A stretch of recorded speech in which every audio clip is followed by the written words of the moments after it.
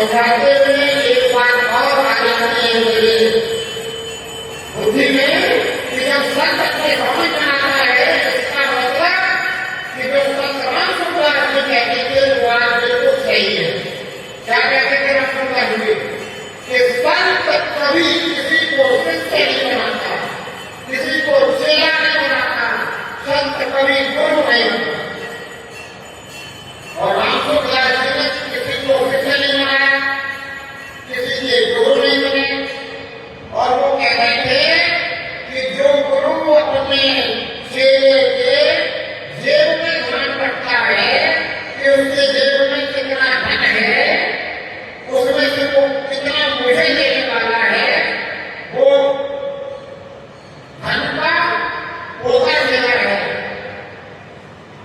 वो उसके बड़ा गुरु नहीं है। वो अपने चेले का धन का पोता दे रहा है क्योंकि उसको धन की इच्छा है।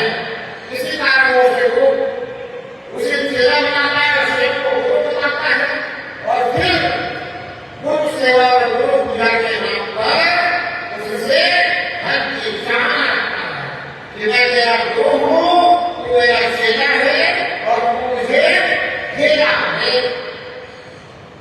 मैं गुरु, तू चेला, ना तेरे लिए ढेला।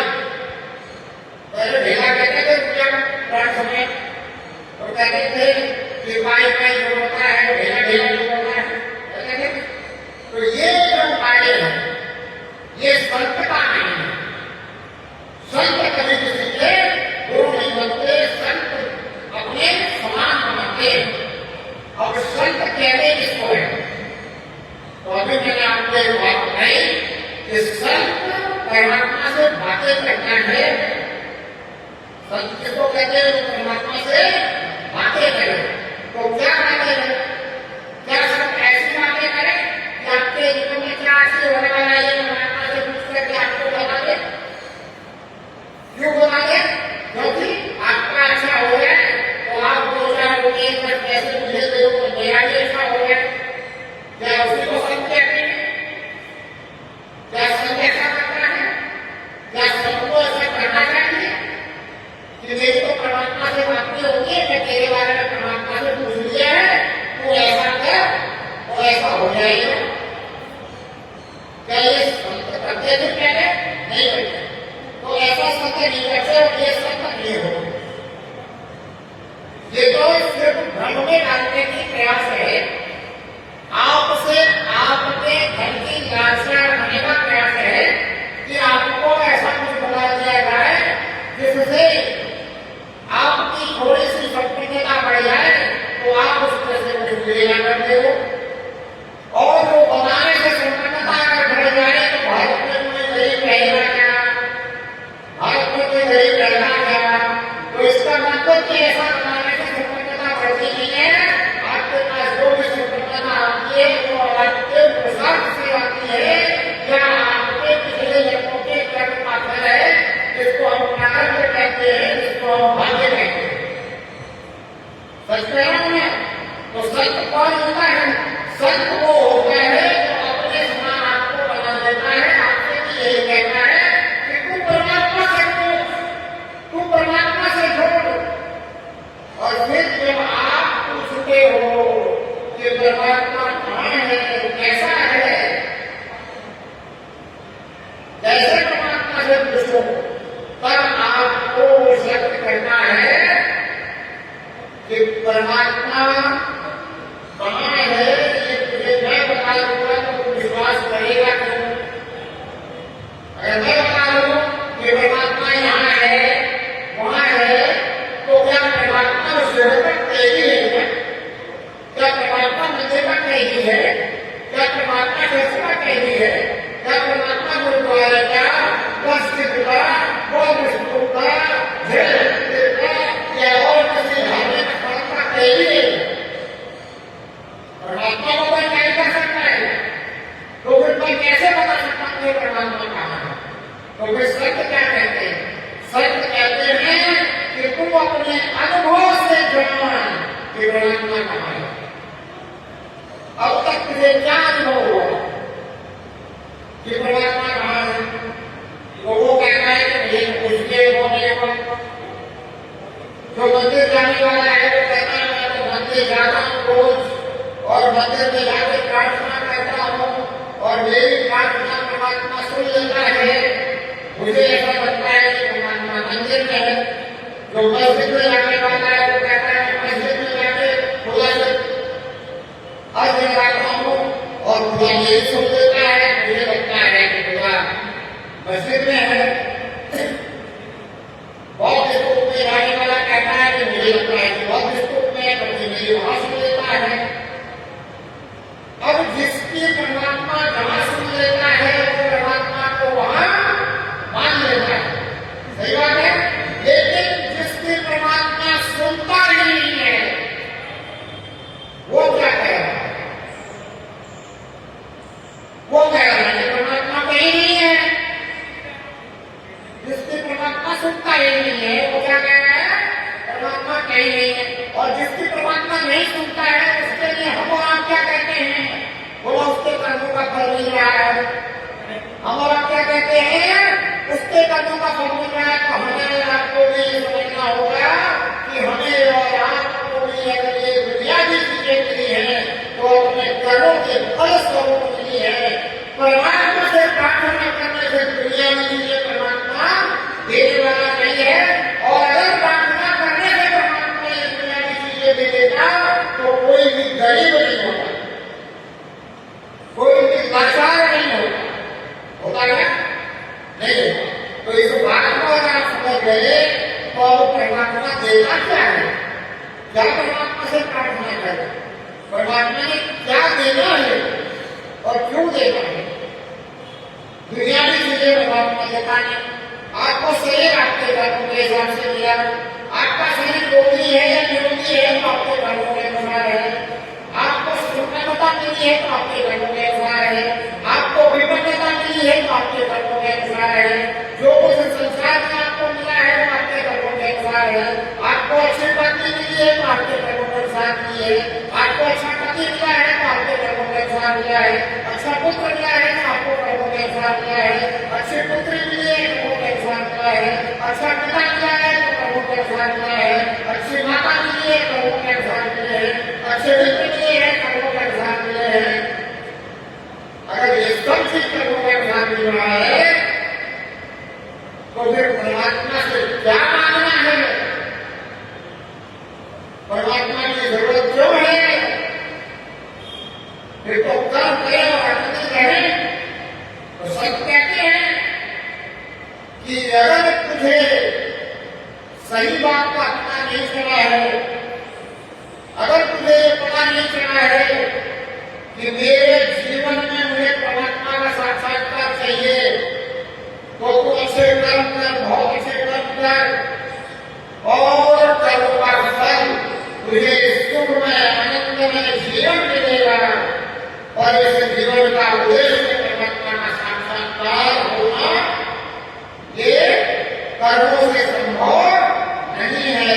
तो परमात्मा से प्रार्थना तो सिर्फ परमात्मा को देखने के लिए करती है, परमात्मा के साक्षात्कार के लिए करती है, परमात्मा के दुश्मन होने के लिए करती है।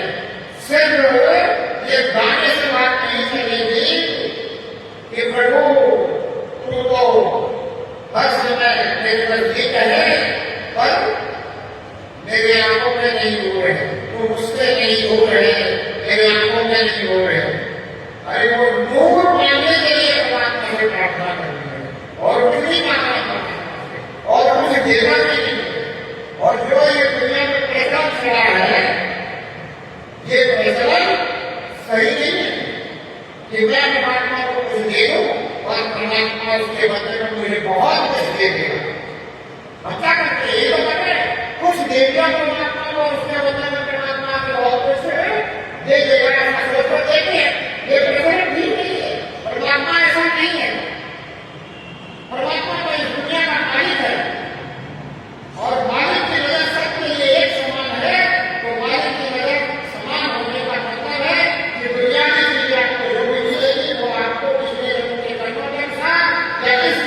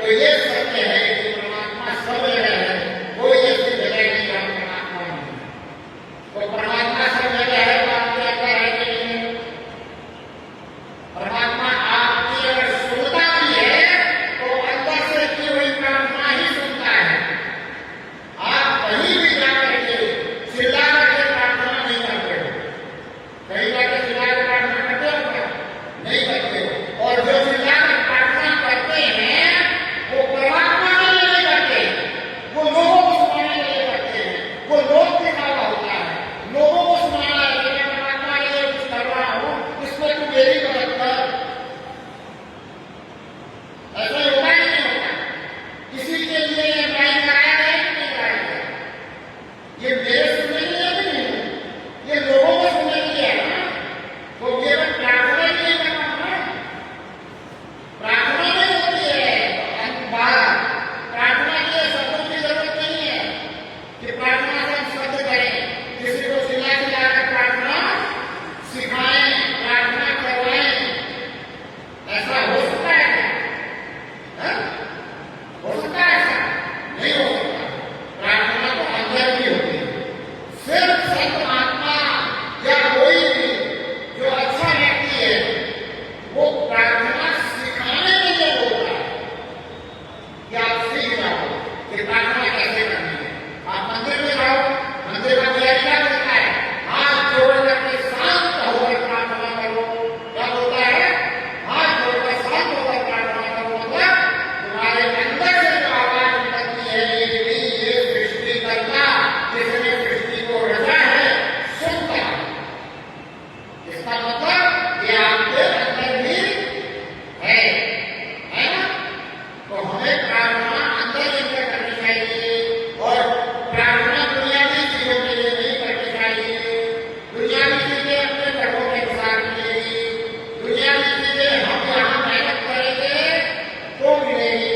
इसीलिए हम बच्चों को कहते हैं कि बच्चा ईमानदारी से पढ़ाई में मेहनत कर, पुरुषार्थ कर, तो तेरा भाग्य चमक जाएगा। हम बच्चों को कभी ये नहीं कहते कि तू परमात्मा से प्रार्थना कर, तेरा भाग्य चमक जाएगा। कोई भी नहीं कहता, किसी भी मन को वाला नहीं कहता, कोई एक व्यक्ति नहीं कहता, नहीं कहता है ना। वो कहता है तू मेहनत कर, किसान अपने बच्चों को कहता है तू खेत में मेहनत कर, मेहनत करेगा तो अनाज तुझे मिल सकता है। अगर मेहनत नहीं करेगा, बीज नहीं उगाएगा तो नहीं मिलेगा। तो इसका मतलब जो संतों ने बात कही है कि परमात्मा से परमात्मा को मांगो, परमात्मा से और कुछ मत मांगो। ये सब कुछ जो दुनिया में तुझे मिलना है ये तेरे कर्मों के अनुसार मिलेगा, चाहे वो पिछले जन्म के कर्मों के अनुसार हो, चाहे अभी के कर्मों के अनुसार हो। तो ये बात हम सबको समझ लेनी चाहिए, दुनिया के प्रत्येक व्यक्ति को समझ लेनी चाहिए। कोई भी परमात्मा को बदलता हो, किसी भी रूप से परमात्मा को मानने वाला हो, इस सृष्टिकर्ता को मानने वाला हो, जो ये कहता हो कि मैं इसको मानता हूँ, इसीलिए सृष्टि देखना चाहिए, तो सबको एक ही बात है कि मैं इसको जैसा इस रूप में मानता हूँ, इसीलिए सृष्टि देखना चाहिए। तो इसका मतलब हम सब किसको मानते हैं? सृष्टि की रचना करने वाले, ये एक ही है और इसको हम अलग अलग तरीके से मानते हैं। क्यों? क्योंकि हम इसका असल स्वरूप जानते नहीं है, हम इसको पहचानते नहीं है। और जिसने इसको पहचाना उसने जिस भी भाषा में बात कही, जिस भी किताब में कही, उसने एक बात सही कही कि जिधर देखता हूँ उधर कोई तो है। हर बशर में वो बहु है, सब में है। इसलिए पुराण वाला भी कहता है कि खुदा हाजिर नाजिर है, खुदा दुनिया से नजदीक है। बाइबल वाला भी कहता है कि God is omnipresent, God is always present, God is here now. तो इस बात को अगर समझ ले दुनिया में सभी, तो फिर लड़ाइयां हो सकती है क्या? सारी लड़ाइयां बंद हो जाएगी। सबको एक बात का पता चल जाएगा कि मैं जिसको सृष्टि करता रहा हूं, इसी को ये भी सृष्टि करता कह रहा है। इस सृष्टि को रचाने वाला एक ही है, कोई दस नहीं है। उसी को मैं कह रहा हूं अपनी भाषा में कि खुदा मेरे यहाँ से नजदीक है, खुदा हाजिर नाजिर है, सबके चेहरे के सामने है।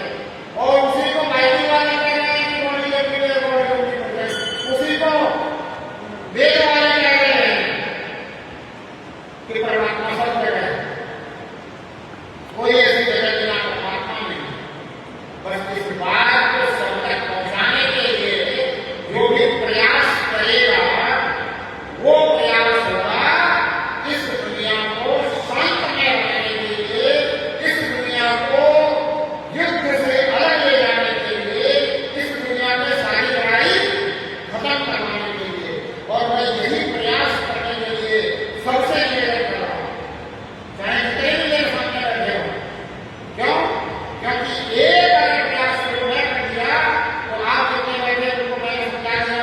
अब आप अगर प्रयास शुरू कर दो तो आपके साथ जो मिलेगा उसको आप समझा दोगे, फिर उसको भी कहोगे प्रयास शुरू करने तो वो प्रयास शुरू करेगा, तो फिर उसके साथ में भी जो मिलेगा उसको वो समझा देगा। ऐसे करते करते करते करते पूरी दुनिया में ये बात फैल जाएगी नहीं फैलेगी, पूरी दुनिया इस बात को समझ जाएगी कि नहीं समझ जाएगी। तो इतना सा कार्य अगर हम करने लगे तो दुनिया शांत में और दुनिया